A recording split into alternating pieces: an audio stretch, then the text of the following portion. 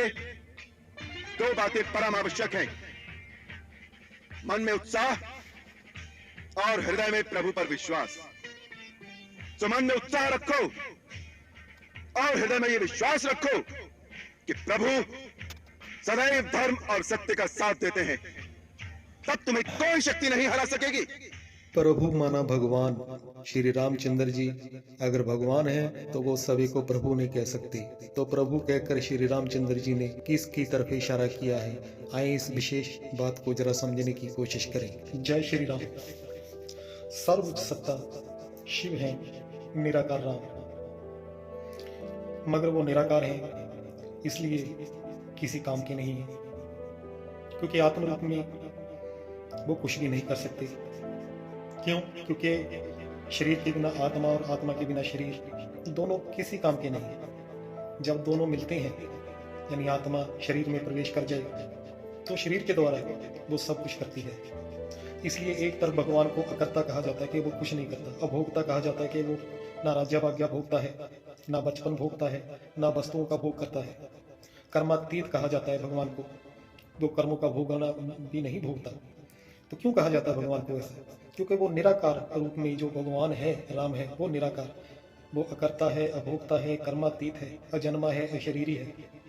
मगर जब वो सतगुरु रूप में आता है, साकार तनधारी में वो अवतरण करता है, फिर वो उस शरीरधारी को अपने समान बना लेता है। फिर वो शरीरधारी राम जो बनता है, क्योंकि शिव के समान हो जाता है, वो भी राम बन जाता है, वो साकार राम कहलाता है।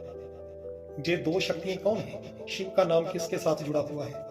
शिव विष्णु कहते हैं, शिव कृष्ण कहते हैं, शिव राम कहते हैं, शिव नारायण कहते हैं, शिव हनुमान कहते हैं, शिव परशुराम कहते हैं। क्या कहते हैं? शिव ब्रह्मा कहते हैं। कुछ नहीं कहते। क्या कहते हैं? शिव शंकर। तो शंकर क्या है? सत्याराम, साकार राम। क्योंकि सत्याराम जो है, साकार राम जो शंकर है, उसका एक नाम गंगाराम भी है, गंगाधर भी है। कहते हैं राम तेरी गंगा मैली होगी, पापियों के पाप धोती धोती। तो राम की गंगा मैली होगी तो वो कौन राम है? जिसकी जटाओं से गंगा बहती है, वही है सत्याराम। इसलिए वो जो राम है सत्याराम, वो साकार राम है। कौन? शंकर। शिव है निराकार राम। तो वो जो साकार राम है वो किसको याद करता है? हर समय योग अवस्था में बैठा रहता है, योग युक्त रहता है, वो निराकार राम को याद करता है। इसलिए राम का भी ईश्वर है। किस राम का? साकार राम का।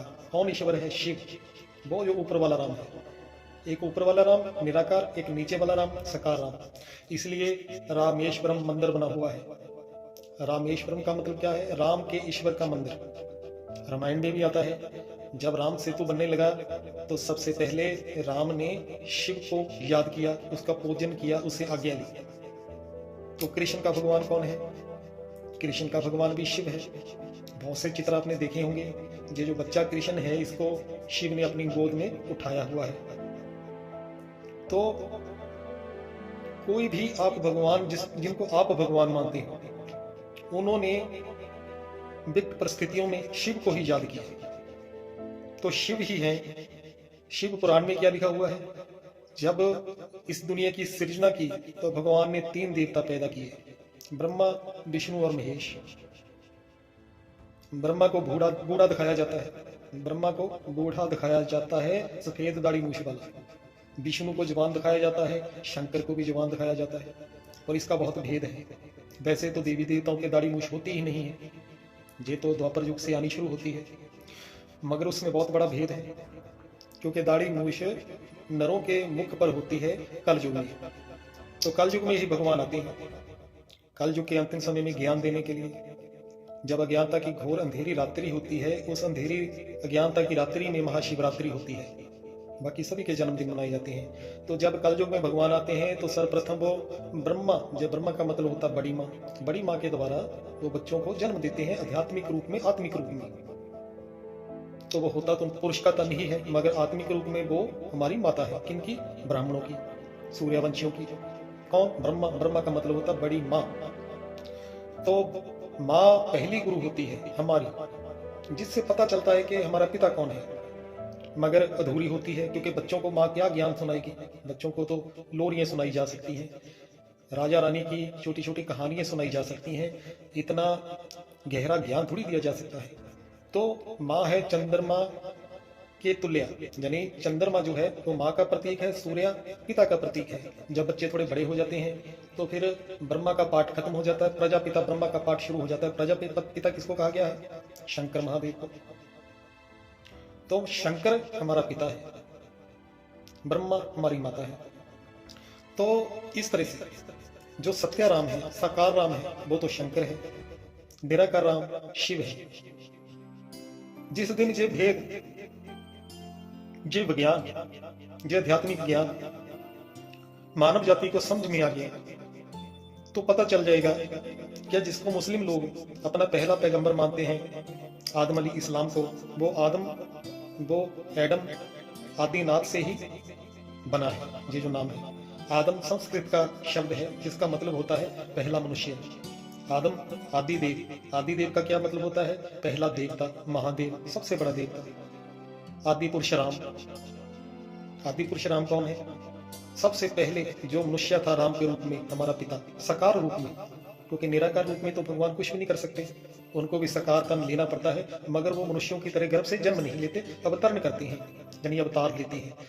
केवल शिव का ही अवतार होता है और किसी भी देवी देवता गुरु पीर पैगंबर का अवतार नहीं होता। अज्ञानता में हम कह देते हैं अवतार सिर्फ शिव का होता है। उसी के जन्म को दिव्य जन्म कहा गया है, क्योंकि वो माँ के गर्भ से जन्म नहीं लेते, पर काया प्रवेश पाते हैं बूढ़े तन में, एक साधारण बूढ़ा तन।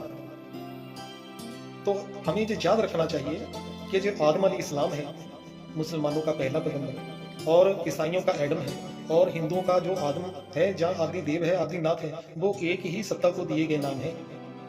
वो मनुष्य जिसको महेश कहा जाता है। शिव ने 3 देवताओं को पैदा किया, यानी शिव विष्णु के भी पिता है। तो विष्णु के ही तो अवतार गाए गए हैं।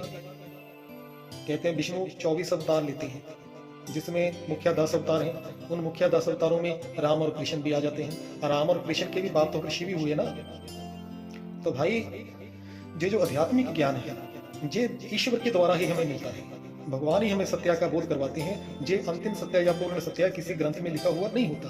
अगर किसी ग्रंथ में ही लिखा हुआ मिल जाए हमें पूर्ण सत्य, तो फिर ईश्वर की हमें क्या जरूरत है? उसको हम क्यों पुकारते हैं? फिर अगर किसी ग्रंथ में ही पूर्ण सत्य लिखा पड़ा होता, चाहे गीता के रूप में, चाहे रामायण के रूप में, तो कलयुग आता ही नहीं। सभी नर नारियों की कब की सदगति हो गई होती, धरती ऊपर स्वर्ग होता।